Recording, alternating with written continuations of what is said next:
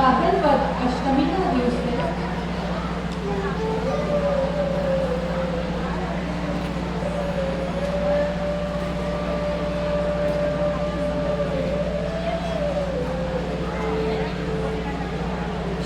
वद अष्टमीના દિવસે શ્રી કૃષ્ણનો જન્મ થયો। બીજા દિવસે નંદ બાબા અને યશોદાજી આ સમસ્ત ગોકુળના વાસીઓ સાથે નંદ મહોત્સવ ઉજવ્યો હતો। હવે આ નંદ મહોત્સવમાં ભગવાન શંકર પધારી ના શક્યા, કારણ કે એ સમાધિમાં હતા। એ સમાધિમાંથી જાગ્યા પછી એવા સમાચાર મળ્યા કે ગોકુળના નંદ બાબા અને યશોદાના ઘરે નંદાલયમાં પરમાત્મા સાક્ષાત બાલ સ્વરૂપે પ્રકટ થયા છે।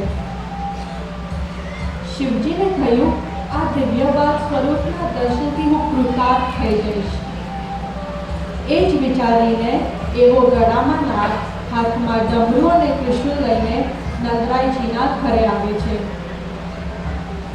હવે જ્યારે શિવજી નંદાલયના દ્વાર પર પહોંચે છે તો દ્વારપાલ એમને જોઈને ડરીને કહે છે, મહારાજ આપ અંદર नहीं जा सको। शिवजी ने કહ્યું કે मैं तो लल्ला के दर्शन करने आया हूँ, दर्शन किए बिना मैं नहीं जाऊँगा। शिवजी मानता જ નતા। હવે દ્વારપાલને થયું કે યશોદાજીને તો જાણ કરવી પડશે। એ અંદરથી યશોદાજીને બોલાવી આવે છે।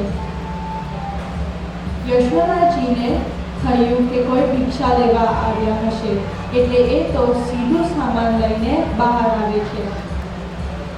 ત્યારે યશોદાજી શિવજીને આવવાનું કારણ પૂછે છે તો શિવજીએ કહ્યું કે मैं तो आपके लल्ला के दर्शन को आया हूँ, बाको दर्शन किए बिना मैं नहीं जाऊँगा। યશોદાજીએ એમને સમજાવવાના ઘણા પ્રયત્નો કર્યા અને કહ્યું કે महाराज मेरा लल्ला भी बहुत छोटो है, आपको देखकर डर जाएगा। आप जो चाहे वो ले लो, मिठाई, मेवा, आभूषण, पर मेरे लल्ला को देखने की हट ना करो। शिवजीए कहूँ के शेषनाग पर विराजमान पूरे संसार को परमात्मा आपके घर प्रकट हुए हैं, बस उनके दर्शन करके मैं चले जाऊँगा। જ્યારે આ બધું બહાર ચાલી રહ્યું હતું ત્યારે પારણામાં પોઢેલા અંતર્યામી શ્રી કૃષ્ણ હસીને વિચારે છે, ओ शिव जी मेरी मैया को कछु नहीं पता है, आप मेरी पोल मत खोलो। જ્યારે યશોદાજી માનતા જ નથી ત્યારે શિવજી કહે છે, जब तक आप मोको आपके लल्ला के दर्शन नहीं करावे मैं बाहर समाधि में बैठूंगा। હવે પ્રભુ શ્રી કૃષ્ણને થયું કે યશોદાજી શિવજીને આસાનીથી મારા દર્શન નહીં કરાવે, એટલે એમણે જોર જોરથી રડવાનું શરૂ કર્યું।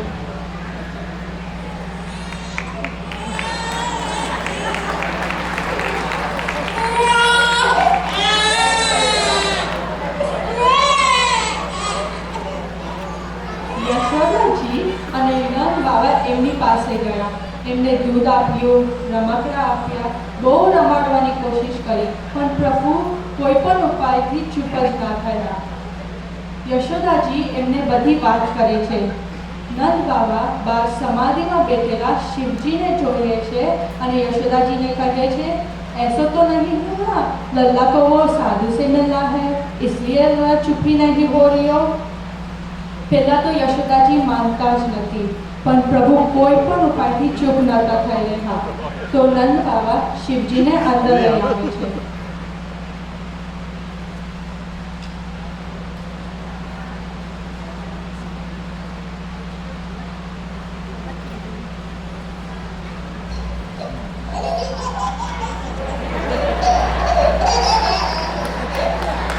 શિવજીને જોઈને પ્રભુ પણ રડવાનું બંધ કરે છે અને હસવા લાગે છે।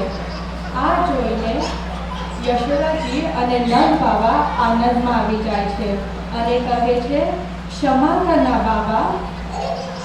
અને શિવજી કહે છે, ધન્ય है नीलमणि कि आप जैसी मैया मिली। યશોદાજી શિવજીને પૂછે છે, आप क्या लोगे बाबा? ત્યારે શિવજી કહે છે, आपके हाथों से बना माखन की मटकी मुक्ति दे दो मैया, मैं धन्य हो जाऊंगा और मेरा सारा संसार उसी में समा जाएगा। शिवजी खूब खूब आशीर्वाद આપીને નંદલાલથી વિદાય લે છે। આ જ પ્રસંગને આપણે પુષ્ટિ માર્ગમાં જોગી લીલા તરીકે મનાવીએ છીએ।